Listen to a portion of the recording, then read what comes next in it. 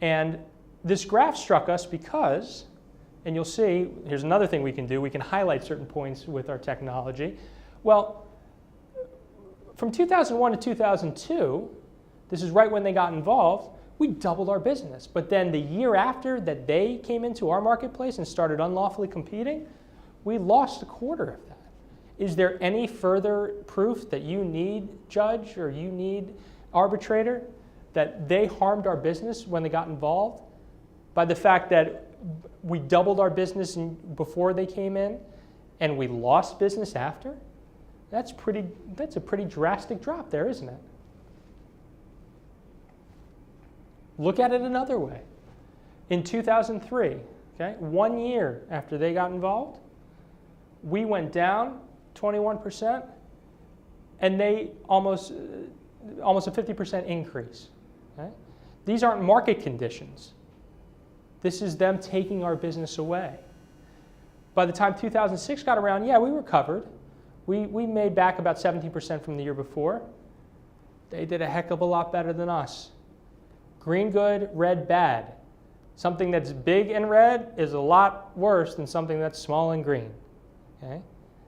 Simple graphical representation of complex statistics, all showing the same thing. If there was any doubt in our minds that the judge or whoever we were speaking to wouldn't get it, we tried to show it a different way. We went down, they went up. Green good, red bad. We put it every single way that we could think of to get the point across.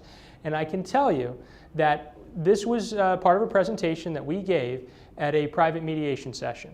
And when we went in, we called in, there were about 5 or 6 attorneys on the other side. This was a class action. And there was some private allegations as well. And we said, you 5 or 6 attorneys come into our room and we're going to give you the keynote presentation that we have all ready to go for trial today, even though we are months, if not years, ahead of schedule.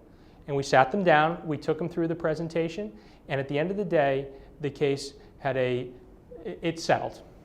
And I'll leave it at that because, again, it's confidential. So, rule number 9, prepare and practice. There is really, I could have more stuff flying around and I could say, hey, here's what happens if you don't practice and here's what happens if you don't prepare. But these are really the cardinal sins of anyone using technology. And strangely enough, some of the major reasons why people are afraid to use technology. Because, well, what happens if my battery dies? What happens if I don't know how to use the little clicker in my hand? What if this, what if that? Well, other than the fact that I could give you 100 different examples of what might happen if you lose your paper or something else goes wrong with the way you already do things, all I can say is this.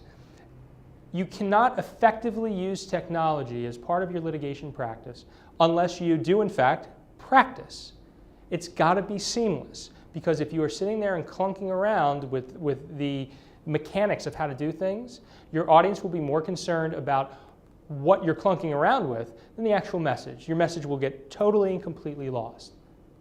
That's rule number 1. So I am not suggesting for a second that people go in, take something that they're not 100% familiar with, and start using it tomorrow. You need to be comfortable enough that it's like writing something down or doing one of the day-to-day tasks that you already do. Because that's the only way that you can tune everything out and present and tell a story. You can't be fumbling around with this technology. To that end, be prepared. Know that if one thing goes wrong, you've got a backup plan. So we do this now today, even if you have no technology. If you don't bring 1 pen, you bring 20. You don't have 1 exhibit binder, you have 2. You always have a backup plan. If my laptop breaks down, I've got my iPad. My iPad doesn't work, I've got somebody on standby back at the office. I've got my data backed up. I have physical copies of my slides just in case things go wrong. Worst case scenario, I've talked with the defense counsel and they're going to let me use their Elmo and I can put up those pieces of paper just in case everything goes wrong. And it's happened before, but that's not the technology's fault. There's no greater risk of having something go wrong with technology than anywhere else. as long as you practice, as long as you're comfortable, as long as you're prepared.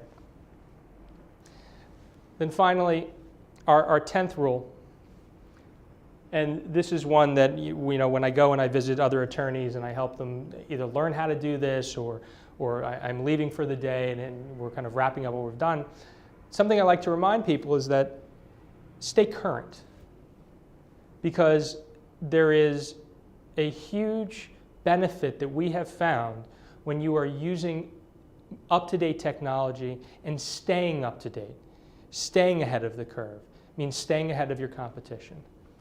I show this by showing the man with the very, very bright smile, Simon Cowell, who finally we're starting to hear now about a show called The X Factor. For those of you who don't know, this is his version of American Idol with a little bit of a twist on it, and it's based on the fact that when he was an American Idol judge, what he would typically say to people that he liked is that you have something that I'm drawn to. You have that X factor. I can't quite describe it, but I know that it's engaging. And again, you're trying to engage your audience. You're trying to use technology to get them to relate to you.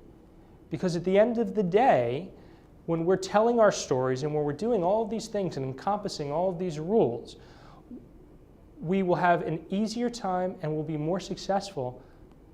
And I'm sure you can agree with you'll agree with me when I say this, is that if they like us, if our audience relates to us, if they are drawn to us in some way, not on an intellectual level, just on a personal level.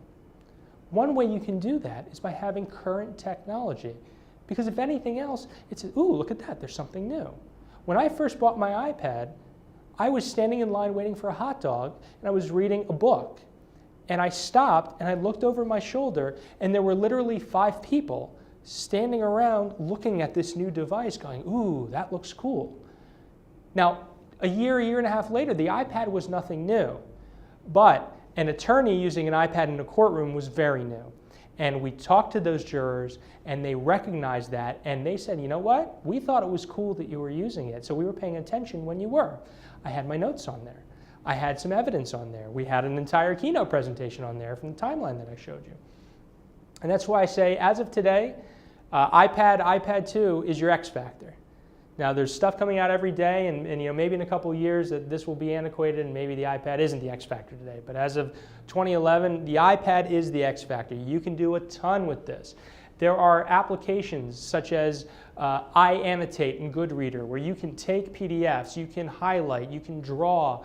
There is all kinds of different options you have for taking your exhibits, your physical exhibits. You can scan them to PDF, load them all up to your iPad, and then highlight the parts that you want. You can have impeachment testimony on there.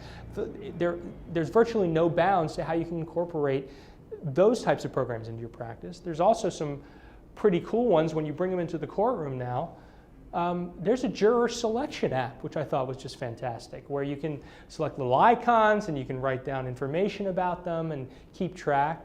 And jurors, they do see this stuff and they do react well to it. Again, if you have your outlines on there, it works tremendously well to just be leafing through that outline on your iPad in a way that even if the jurors aren't necessarily paying attention because they're looking at your iPad, they're relating to you. So you can get any edge that you can get is a good thing. And like I said, you can highlight things and you can show things to the jury in a way that we couldn't just a couple years ago. So, I love this.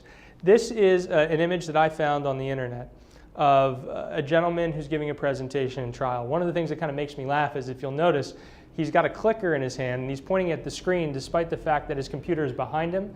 So my guess is this was taken during a time when he couldn't figure out why the thing wasn't moving forward. You'll also see, if you can make it out, that that is not exactly the most engaging PowerPoint presentation in the world. So I thought, well, how could we make this better? Well, let's put an iPad into his hand. And instead of making it static image, and you can do this, and believe it or not, you can do it wirelessly for very little expense, let's put a video in there. I'm assuming you people have gone to the files, the building files, and all the other necessary files. If you haven't, you're a fool. Now that is where we are today. That is I think, a great representation of how far this can go. Now, I'm not suggesting that anyone watching this presentation is going to be there tomorrow. I'm not suggesting that technology is there right now where it's going to be worth your time to be throwing deposition testimony yourself and editing it together and putting it on your iPad and throwing it up there. What I am saying is that this is kind of like a glimpse into the future of where everything's headed. And the sooner you kind of get on board with the concept of, like it or not, this is the way society is headed.